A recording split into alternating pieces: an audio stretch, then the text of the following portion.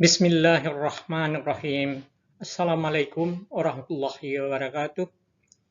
Jumpa lagi dengan saya, Amsal Junid, dalam seri kuliah pengantar akuntansi.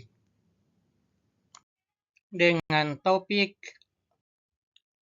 pencatatan, penilaian, dan pelaporan piutang dagang. Piutang dagang dilaporkan pada kelompok aset lancar dan dinilai sebesar uang kas yang akan dapat direalisir. Penjualan secara kredit menyebabkan kemungkinan timbulnya ada piutang yang tidak akan dapat diterima. Perusahaan mencatat kerugian akibat piutang tidak dapat ditagih tersebut sebagai beban piutang tidak tertagih atau bad debt expense, atau sering juga disebut dengan beban piutang yang tidak tertagih, atau uncollectible accounts expense.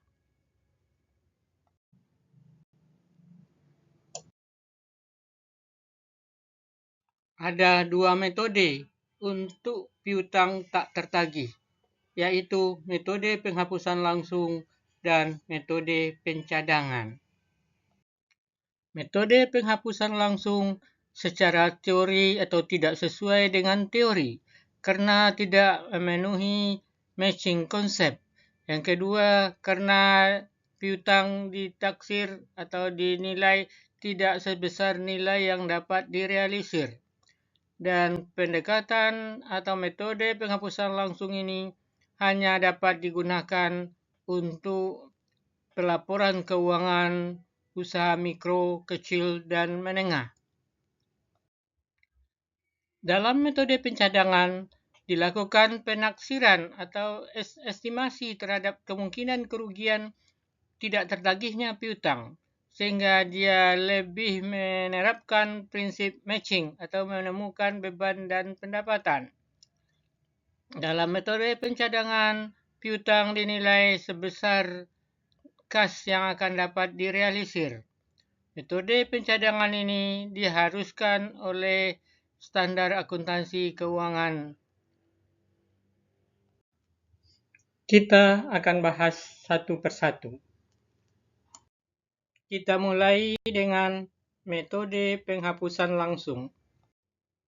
Dalam metode penghapusan langsung, beban piutang tak tertagih diakui atau dicatat pada saat piutang tersebut benar-benar tidak dapat ditagih. Sebagai contoh, kita asumsikan sebuah perusahaan menghapuskan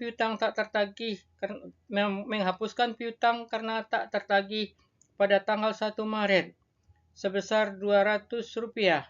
Maka jurnal untuk menghapuskan piutang tersebut adalah debit bad debt expense atau beban piutang tak tertagih, dan kita kredit akun piutang dagang sebesar Rp200.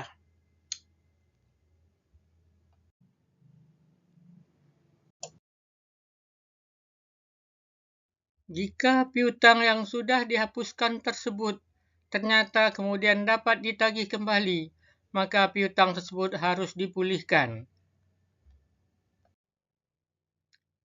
Sebagai contoh, untuk ilustrasi, piutang yang sudah dihapuskan tanggal 1 Maret ternyata pada tanggal 1 Juli dapat ditagih kembali.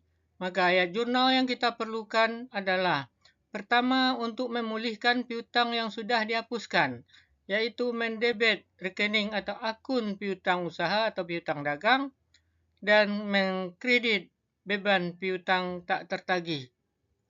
Kemudian ayat jurnal kedua yang kita perlukan adalah untuk mencatat penerimaan kas, yaitu kita debit kas dan kita kredit akun piutang dagang yang diterima kembali tersebut. Selanjutnya, kita bahas metode penyisihan atau metode pencadangan untuk piutang tak tertagih. Dalam metode penyisihan atau metode pencadangan, perusahaan menaksir jumlah piutang yang tidak akan dapat ditagih, kemudian mendebit atau membebankan kepada beban piutang tak tertagih, dan mengkredit kepada penyisihan piutang tak tertagih sebagai kontra asset account.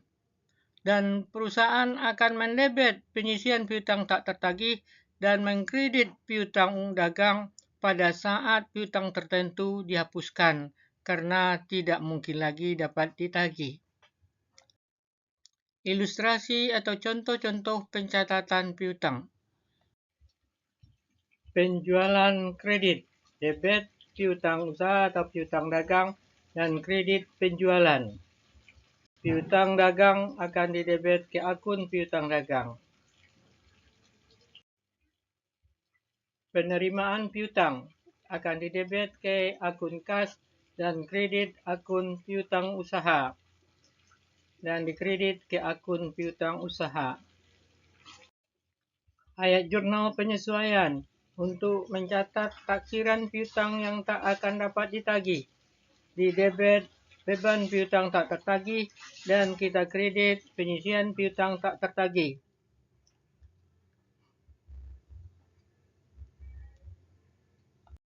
Penghapusan piutang tertentu yang tidak akan dapat ditagih lagi, yaitu dengan mendebit akun penyisihan piutang tak tertagih dan mengkredit akun piutang usaha.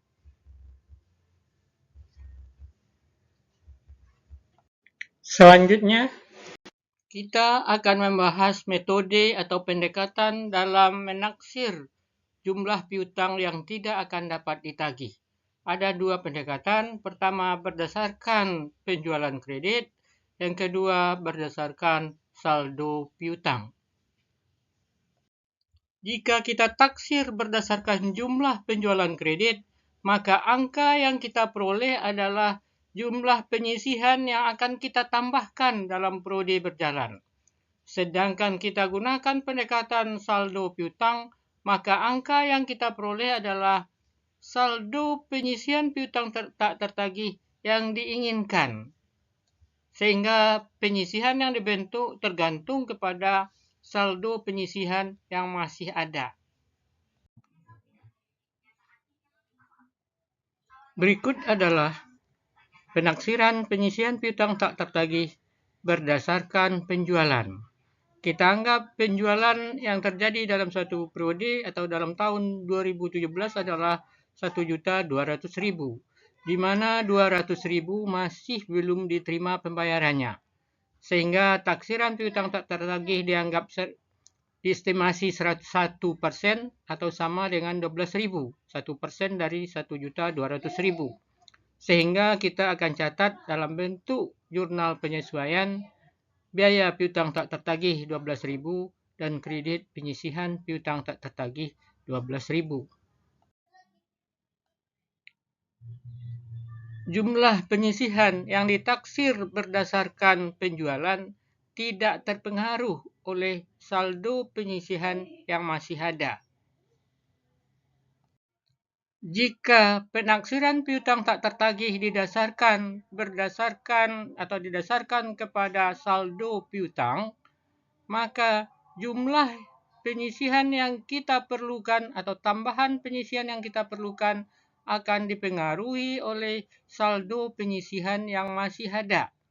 Menggunakan contoh sebelumnya, jika penjualan adalah 1.200.000, sedangkan penyisihan ditaksir berdasarkan saldo piutang, yaitu 200.000, kita anggap penyisihan yang akan diperlukan adalah 6,5% dari saldo piutang. Angka yang kita peroleh adalah angka saldo penyisihan yang diinginkan. Sehingga penyisihan yang diperlukan hanyalah 12.500. Sedangkan 6,5% kali 200.000 kita akan dapat 13.000.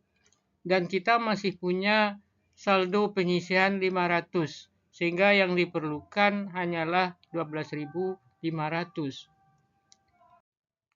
Ayat jurnal penyesuaian yang kita perlukan adalah bad debt expense atau beban piutang tak tertagih 12.500 kita peroleh dengan mengurangkan 13.000 dikurang yang masih ada sehingga yang perlu ditambahkan adalah 12.500 dan kita kredit penyisihan piutang tak tertagih 12.500. seperti terlihat pada akun T ini, yaitu saldo sebelum ayat jurnal penyesuaian 500, kita menginginkan saldo akhir adalah 13.000, sehingga penyesuaian yang kita perlukan hanyalah 12.500.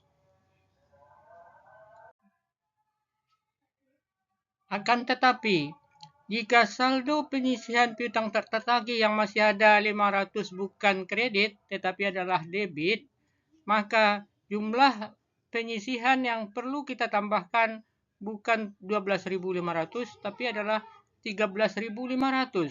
Yang kita inginkan hasil akhirnya adalah 13.000. Sedangkan dia sekarang ada debit 500, maka kita perlu nambah 13.500 sebelah kredit, sehingga akan menghasilkan saldo kredit 13.000. Sehingga ayat jurnal penyesuaian yang kita buat adalah bad debt expense atau beban piutang tak tertagih di 13.500 debit, dan penyisihan piutang tak tertagih kita tambahkan kredit 13.500. Untuk lebih jelasnya, perhatikan akun T berikut. Kita punya sebelum penyesuaian saldo penyisihan piutang tak tertagih debit 500. Kita menginginkan saldo 6,5% dari 200.000 atau 13.000. Dan kita memerlukan ayat jurnal penyesuaian 13.500, yaitu 500 untuk menghilangkan 500 saldo yang masih ada debit, dan 13.000 untuk mendapatkan saldo yang kita inginkan.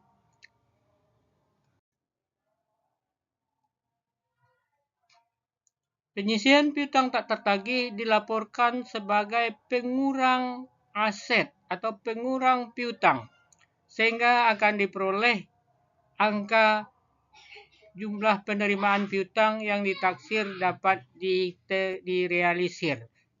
Dalam contoh ini, saldo piutang 12.000, taksiran penyisihan piutang tak tertagih adalah 12.000, sehingga nilai piutang yang dapat direalisir adalah 188.000.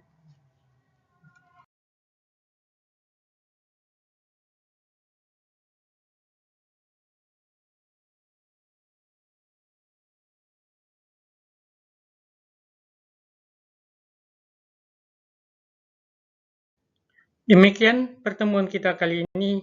Sampai jumpa. Assalamualaikum warahmatullahi wabarakatuh.